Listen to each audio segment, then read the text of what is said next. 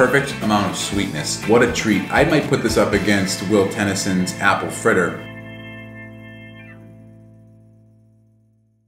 Welcome back to the Anabolic Hub, where we make anabolic deliciousness. We're back inside my kitchen today and we're doing another original recipe. Today, it's anabolic blueberry scones. These are amazing. They're so simple to make. It's not a lot of ingredients. It's gonna be an ideal snack for any weight loss plan, any shredding plan, or any maingaining plan. It's gonna keep you right on track. So, with no further ado, let's get things started by having a look at the ingredients. Here we go. Self-rising flour, blueberries, vanilla-based casein protein powder, ground cinnamon, ground nutmeg. I can't believe it's not butter, the light one. Non-fat Greek yogurt, plain. Almond milk, unsweetened. Swerve, granular. And Swerve, confectioners. This is another one of those magical recipes where we're mixing together some dry ingredients, mixing together some wet ingredients, and combining them both for some anabolic deliciousness. So let's get things started here by mixing our dry ingredients first. First up is going to be 120 grams of our self-rising flour. If you don't have self-rising flour, it's very simple to make. For every 1 cup of all-purpose flour, you add in 1.5 teaspoons of baking powder and 1/4 teaspoon of salt. Mix it together. You got yourself some self-rising flour. Here we have 120 grams, pre-measured and going in. Next, we need 33 grams of our vanilla-based casein protein powder. Casein protein powder. Do not ask in the comment section if you can use whey. You can, of course, it just won't taste as good. It's going to be dry and not as good. So don't use whey. Don't comment it, unless of course you want to help out the algorithm. Then ask as many times as you want, can I use whey? But you can't. 33 grams, vanilla-based, casein protein powder, going in. To be 20 grams of our Swerve granular.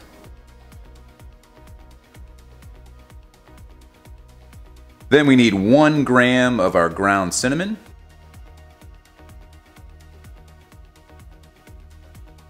Next ingredient is going to be 1 gram of our ground nutmeg. It's definitely optional. You don't need to use this, but I think it adds a nice flavor to the scone. So if you have it, I would highly recommend that you use it.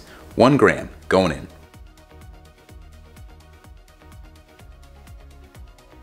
And that's it for the dry ingredients. Next, you're gonna mix it all up thoroughly with our whisk. And once our dry ingredients are well combined, we're gonna put this off to the side and move on to the wet ingredients. Just gonna break in here real quick. Quick reminder, if you wouldn't mind, please smash the like button, subscribe if you're not subscribed, and let me know in the comment section, should I reveal my subscriber count? Does anybody even care? Does anybody not care but still think I should reveal it? Let me know, comment section, go now. All right, back to the video. First wet ingredient today is going to be 28 grams of the I can't believe it's not butter, the light one. Gonna be using the negative scale trick that I invented. Yes, that I invented. No, not really. 28 grams. 28 grams on the money. Next wet ingredient is going to be 185 grams of our non-fat Greek yogurt, plain. And with that little bit amount left on the spoon, we have 185 grams in. And then once you have all your wet ingredients in the bowl, you just gotta mix them up until they're all well combined.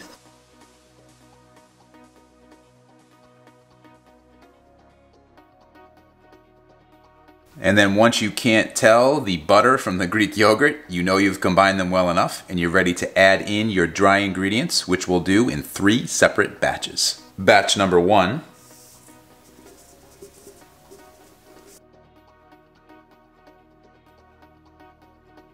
Batch number 2.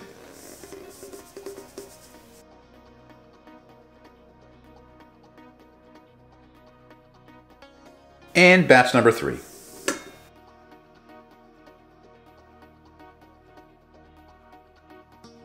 And then once you have this beach sandy type texture here where it's kind of crumbly a little bit, next step is to add in some almond milk till we get the right consistency. We're not gonna know how much until you start mixing. It can vary depending on what type of casein protein powder you're using. We're gonna add 50 grams in at a time and see how much we need by checking the consistency after each pour.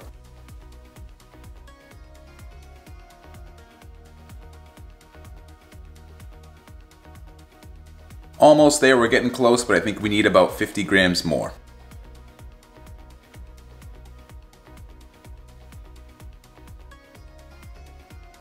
And once you have a moist texture like this, you know you've done it as much as you need to and you are ready to move on. If it's still dry, just add about 20 grams more each time after the initial 100 and you should get to the appropriate consistency, which is this. And our last step is to fold in our 70 grams of blueberries.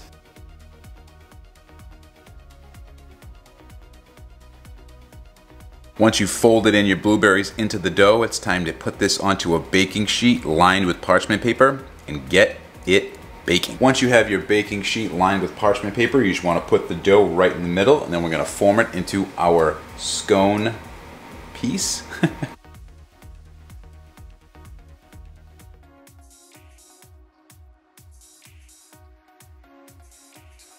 It doesn't have to look pretty, it just has to be even in thickness so that it bakes up equally. Speaking of baking, we're gonna pop this into our preheated oven at 425 degrees Fahrenheit or 215 degrees Celsius for about 15 to 18 minutes, checking it along the way.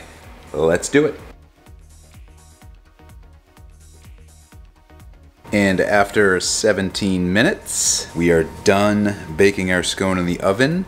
Now we're going to let it cool completely. Before we head over to the taste test table, we are going to put on a very special glaze.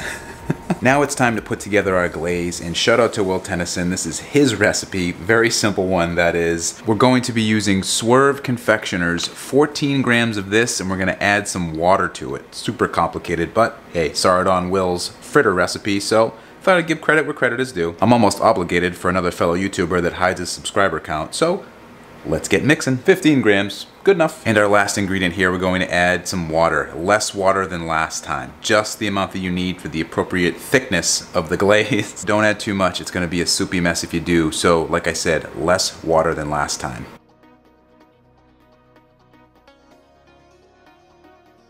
And once you have the right consistency for your glaze, you're ready to put it on your scones. So we're gonna let the scones finish cooling off, put on our glaze, then it's over to the taste test table.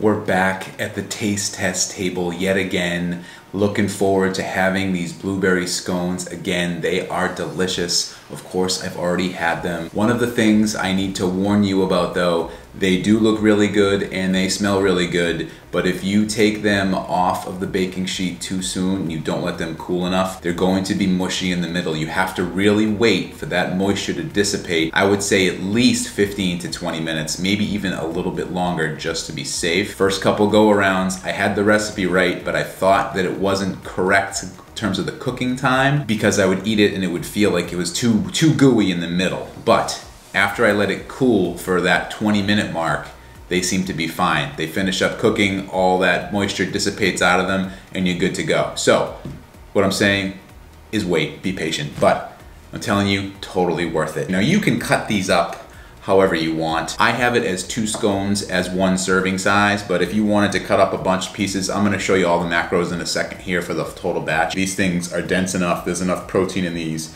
where you feel plenty satiated if you're gonna have these for a snack by having just 2. But you guys wanna get a close-up look. Aren't those beautiful? As you can see, I cut them up so that 2 are a little bit bigger. So if you are gonna have 2, make sure you have a big one and a little one if you cut them up like this. But hey, get artistic with it. Cut them up however you want. But don't they look delicious? So with no further ado, let's dive into the taste test. Grabbing the one to my right, and we're gonna give it a go right here, just like a slice of pizza, except it's a sweet, delicious scone. Let's give it a go.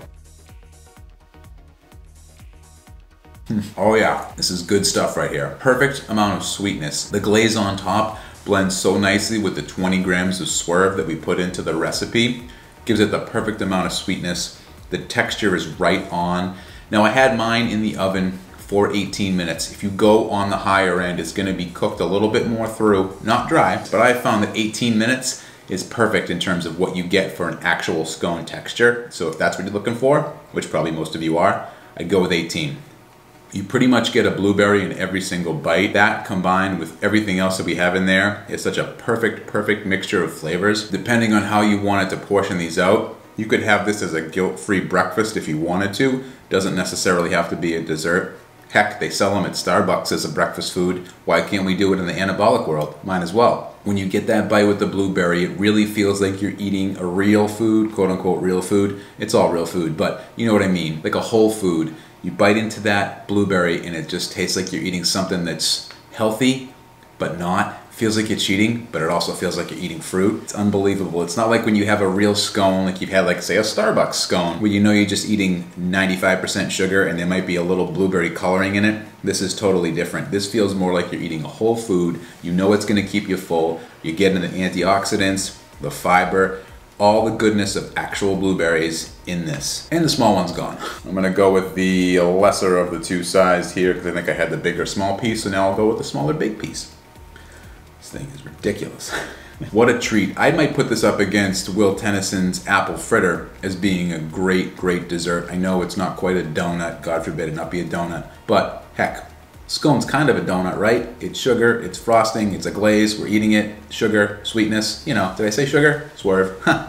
And these things are dense too. You start to feel full. I had that small piece already, working my way through this bigger piece, and it's like lead, ba-boom, man. Well, before I fire through this second piece, I'm gonna flash up the macros right here so we can see what's in it. As you can see, solid amount of protein, decent amount of fiber, calorie counts right where it should be. It's gonna be a great snack, maybe even a great breakfast if that's how you want it to go for the day. Maybe you're sick of French toast. I know, perish the thought, but maybe you wanted something different than French toast. This could easily be a nice grab and go breakfast. You could meal prep 2 or 3 of these for the week. Throw them in an airtight container, you're good to go. Overall, I'm very happy with how this recipe came out. I wouldn't have thought that even using protein powder, I could get it to taste this close as a scone, and it actually does. Hope you guys can try it. If you do, please let me know in the comment section down below. I'd love to hear how it turned out for you. But it's getting to be about that time.